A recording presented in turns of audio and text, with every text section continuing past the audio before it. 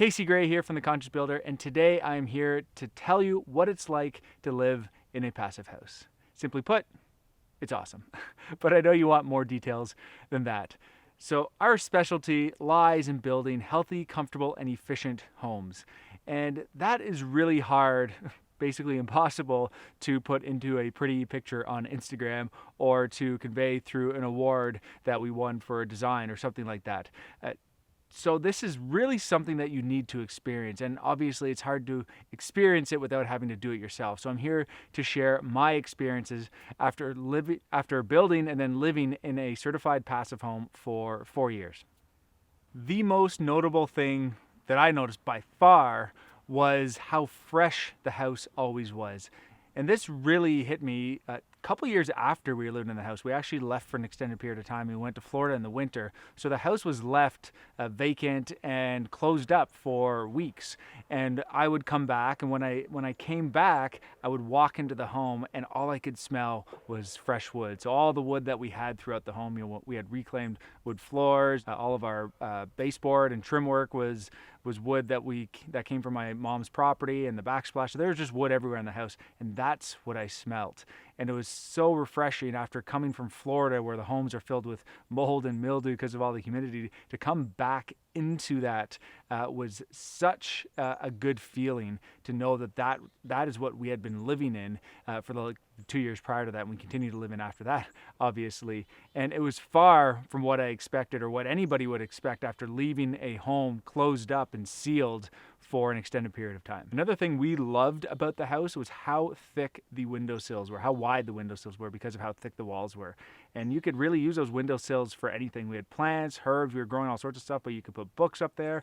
We used it for all sorts of different things. You could have even put a cushion up there and turned it into a reading nook in all of the bedrooms if you wanted to. We didn't end up doing that, but it's something that could be done. And that thickness or that width of the windowsill would really depend on where the window would sit in that assembly. We decided to put it towards the outside so that we could take advantage of that. And we designed our windows so that the windows weren't opening in and sweeping off of the windowsills. So that's a huge benefit to having a nice thick wall assembly, is you can use that for extra storage, but also an extra design feature. It's just a nice to have. And if you're using these windowsills as a bench, or if you have any furniture close to these windowsills, another benefit is there's no drafts, right? Most windows aren't drafty, but they feel like there's a draft if they're not designed or if they're not built properly. And that's what that convection current would create. That cold from the glass, it's the warm air, and then it creates a current. We didn't have that at any of the windows. And these windows, which you can get for really any house, the certified passive house windows will be to the next level, but putting a lot of attention and detail into windows is a huge benefit for comfort, and once again for air tightness. You want to make sure those windows are sealed tight, because a lot of sound could come through those windows as well. And of course, the utility costs were extremely low. Yes, we had solar panels on it. You don't need that for a certified passive house. That was able to offset the already low bills that we had.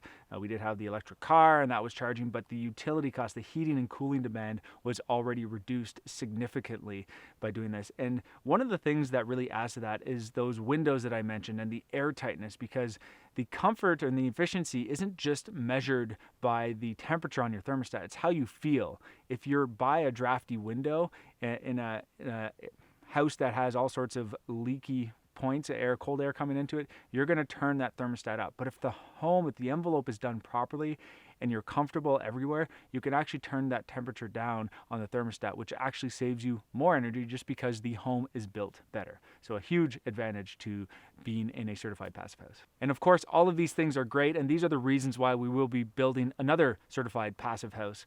However, I do want to point out a couple things that in theory were supposed to work well, but in reality, in my opinion, they didn't work very well. And the biggest thing was using the sun to heat the house. So I want to point out that there's a difference between a certified passive house and just a passive solar house.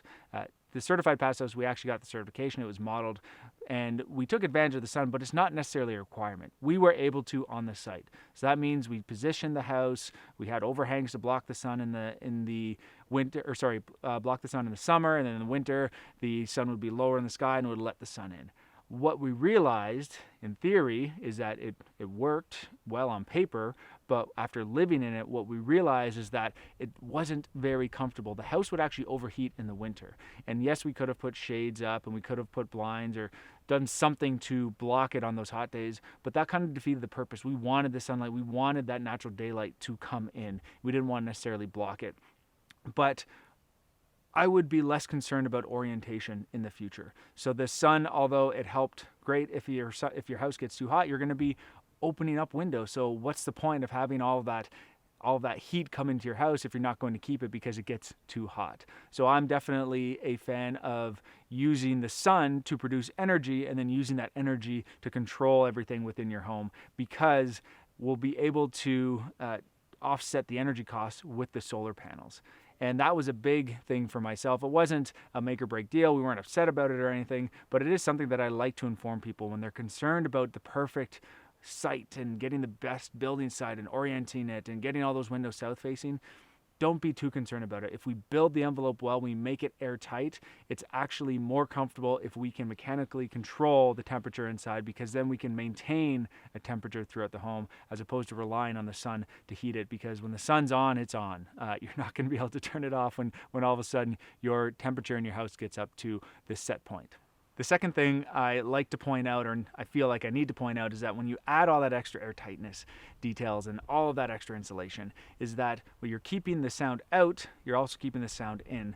So understand that any sound that's within that house is going to travel if you don't find a way to block it. So we could hear people from one end of the house to the other without a problem. We were able to close off and insulate our mechanical room, which is great, but that's another reason why we went with 2 ERVs, because we wanted to keep the CFM low so that air traveling through the ductwork lower, so we wouldn't hear it echoing throughout the house 24/7, because they would run 24/7. As I mentioned, we will be building another certified passive house, and this one will be better than the last because obviously we've learned a lot and our design has changed too. Either way, the best thing about living in a passive house is how we felt about that house. It felt good to live in that house. It felt good to share that house. We slept better at night knowing that we were doing something good for the environment and for the industry. And that's something that we are missing and we are looking forward to getting back to.